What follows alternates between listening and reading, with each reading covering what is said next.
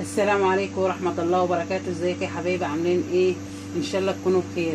كل عام وانتم طيبين بموسم الزيتون والليمون اللي احنا بنخلله معانا كل سنة.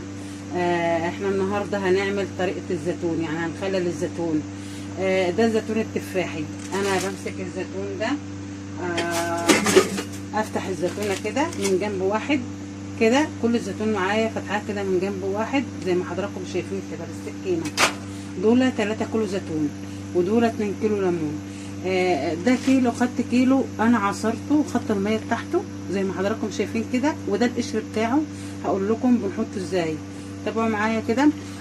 وده الكيلو التاني قطعت كل ليمونه نصين اللي انا هحطه مع الزيتون، هقلبه ببعضه.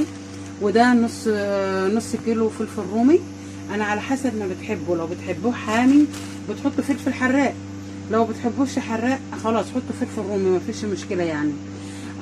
وده نص كيلو فلفل حامي على رومي، انا فرماه على الكبه برضو، بحطه مع ربع كيلو توم. يعني نص كيلو فلفل رومي مع حامي مع ربع كيلو توم، فرماه مع بعضه على الكبه.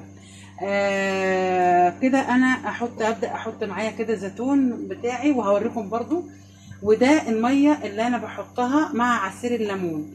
انا عصرت كيلو ليمون ده وجاب معايا 3 مجات، يعني 3 مجات عصير. حطيت على 3 مجات 10 مجات ميه. في الميه اللي انتوا شايفينها ديت، دول 10 مجات ميه مع 3 كوبايات بنفس الكوبايه ديت، يعني 10 مجات مع 3 كوبايات عصير ليمون.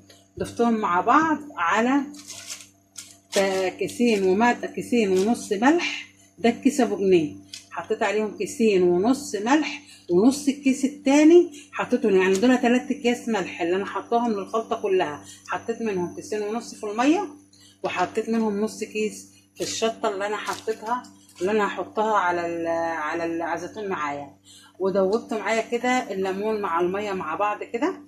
وفي الاخر كده انا هوريكم كده، تابعوا معايا هنحط ازاي كده يا حبايبي. زي ما حضراتكم شايفين كده، 3 كيلو زيتون مع كيلو ليمون مع نص كيلو فلفل، حطيت عليهم خدوا بالظبط معايا 7 مجات ميه مع عصير ليمون، يعني الاتنين متخلطين مع بعض 7 مجات، عليهم كيسين ملح. اللهم صل على النبي. والخلطه زي ما انتم عارفين بقى، زي ما حضراتكم شفتوني، الفلفل والثوم اللي انا ضربته في الكبه بتاعتي. كده ما حطيتش غير الحاجات ديت.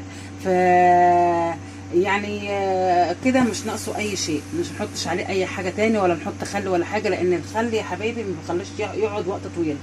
ده انا بخليه يقعد عندي لحد شهر رمضان، يعني ما بفتحش عليه الا في شهر رمضان، ولا يتهري معايا ولا بيحصل فيه اي حاجه. وانا عملته قبل كده كذا مره بنفس الطريقه ديت، افتح عليه بيبقى كويس جدا جدا. وكل عام وانتم طيبين، وتعود عليكم الايام وانتم بصحه وعافيه دايما. ولو عملتوه بنفس الطريقه ده هيعجبكم جدا جدا، تعملوه وتاكلوه بالف هنا وشفا. متنسوش تفعلوا الجرس وتدوسوا لايك عشان يوصلكم كل جديد. والسلام عليكم ورحمه الله وبركاته.